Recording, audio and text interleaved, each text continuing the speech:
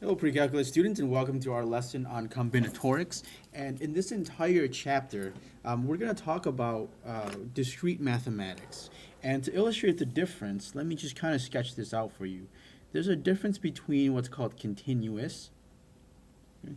And so continuous means that between every point, there are an infinite number of points. For example, between 0 and 10, there are infinitely many real numbers. And even if I break this interval into smaller intervals, if I say between 0 and 1, there are still infinitely many numbers in here. We can't possibly list them all. 0, 0 0.01, 0 0.111, 0 0.112. So there's a lot of numbers, infinitely many. Now discrete, it's not to be mistaken with a infinite versus finite, because there are infinitely many numbers as well. So if I look at this example, 1, 2, 3, 4, and we can continue listing this forever. But the difference between discrete and continuous is that between any two discrete numbers, there are finitely many. Okay? So if I pick a number like, let's say, the integers, and if I go, how many numbers are between 2 and 55,000? Well, however many there are a finite amount of them. We can count every single one of them. But if we go to the continuous case and we just say between 0 and 1 how many numbers are there, we can't possibly count every single one of them. And so discrete here is what we're going to talk about in this chapter. And let's move right along to our very first problem. It says there are 3 people in a race. How many possible results are there? I mean, in other words, how many ways for them to finish first, second, and third? So one way we can do this is just to count them all. Well, A, B, C. Let's just name them, the 3 racers. And another way we can say is that for A to finish first, for C to finish second, and for B to finish third, we can have B finish first, A second, C third, B first, C second, A third, and we can list out all of these possibilities. In other words, how many ways can we arrange these 3 letters? Well, in total, there are 6 ways. Now, when we work through this, you really want to find a way to abstract or to generalize these problems so that we're not just counting them all. Suppose you had 100 people. I mean, what are you going to do? Are we going to list out every single possibility? I mean, we could, but that's going to take quite a long time.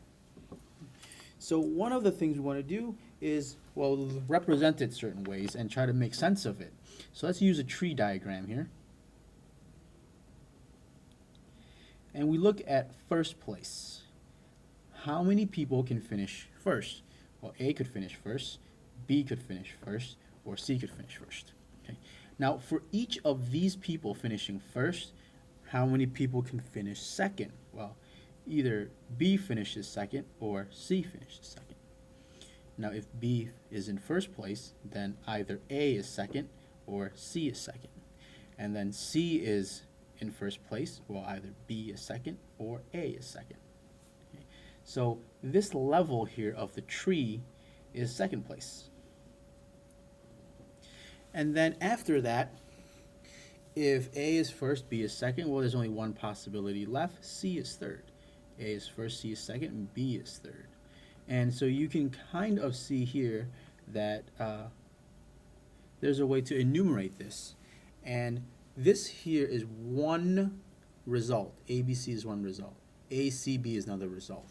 And so we think about this logically. There are 3 ways to finish first. And for each of the 3 ways, and that's the important word here, for each of the 3 ways, there are 2 ways to finish second. And then for each of the ways to finish second, there's 1 way to finish third. So in total, 3 ways to finish first. For each of them, there's 2 ways to finish second, and then 1 way to finish third. So in total, there's 6. And we want to, again, what if there were n people in a race? Well, there are n ways to finish first, n minus 1 ways to finish second, and n minus 2 ways to finish third. And we can continue going n minus 3 ways to finish fourth, all the way to the n. We're going to stop at 1 because 1 is sort of like the one person here that has to come in last. If you know who came in first, who came in second, who came in third, all the way down to second to last, well, there's only one person left who can finish last. Okay? And this whole thing here, this definition here is n factorial. This is pronounced n factorial. It's not pronounced n with an exclamation point. Okay. So this is n factorial.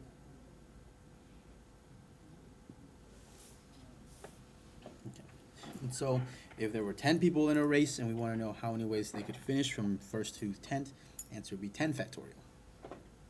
And you can also find this on your TI-83, 84 calculator. It's under the math button. And then if you look under PRB,